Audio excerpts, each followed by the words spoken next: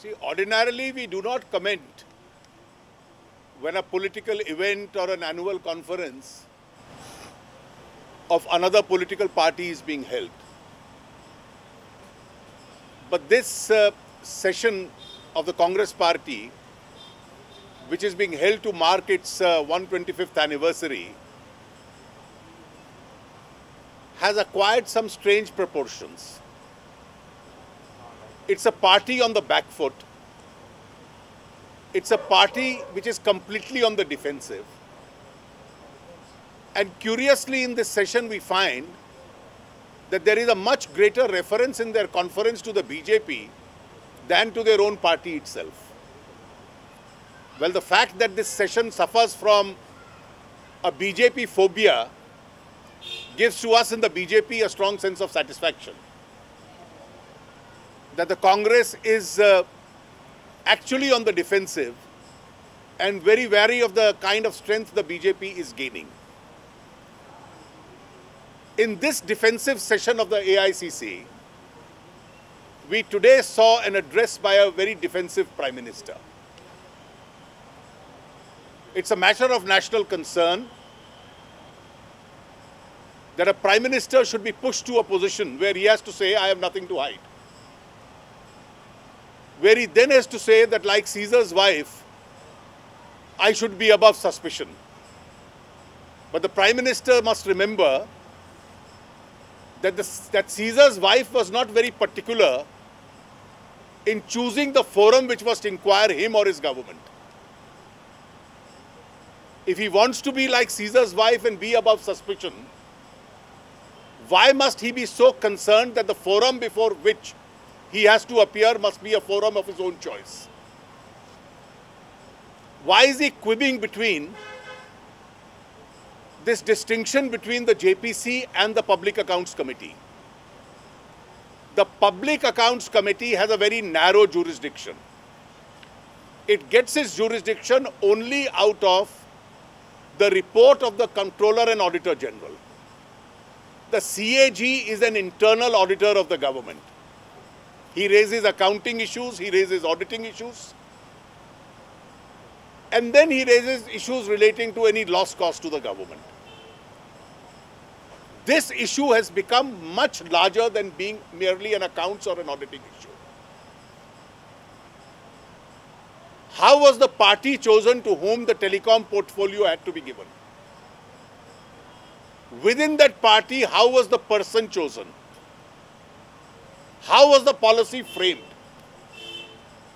Therefore, in the choice of all three matters, the choice of the party, the choice of the person, the choice and formulation of the policy, did corporate groups and lobbies have a role to play? Contemporaneous evidence which has come to notice clearly indicates that they indeed had a lot of role to play. And therefore, the Prime Minister cannot answer this either before an auditor or before a PAC which gets its jurisdiction from the auditor's report. It's India's Parliament or a committee of India's Parliament, which is the Joint Parliamentary Committee, which must examine all these issues which are so vital to the health of Indian democracy. Yes, the Prime Minister is hiding something. The Prime Minister is hiding the fact that the 2G spectrum scam took place in 2007. For the last 3 years, the opposition has been crying hoarse before the whole country that huge sums of money have been lost and benefited the private parties. The Prime Minister is hiding the fact that why did he keep quiet for all these 3 years? Why did he continue to say that the minister concerned tells me that it's the past practice which he has followed and there is nothing unusual about this? It is this one issue on which this whole cover-up took place that the Prime Minister has to answer. He can't answer this to either an auditor or to a committee which will examine the auditor's report. He has to answer this to India's Parliament or a committee of India's Parliament.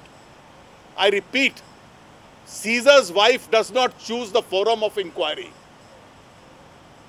If you are so clear that you have nothing to hide and you can answer everything, you should come up front and be prepared to answer before any forum. And JPC is a legitimate constitutional parliamentary forum.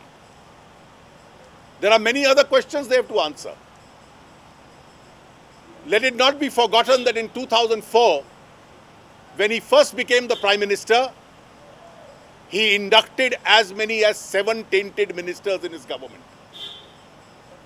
At that stage, he did not say that Caesar's wife is above suspicion. His consistent plea was that all 7 are presumed to be innocent till proven guilty. And that's why he continued them. How did various cover-ups took place? The whole burial of the Bofors case took place in the last 7 years. Well, in the recent years, who has completely perverted and subverted the independence of the CBI?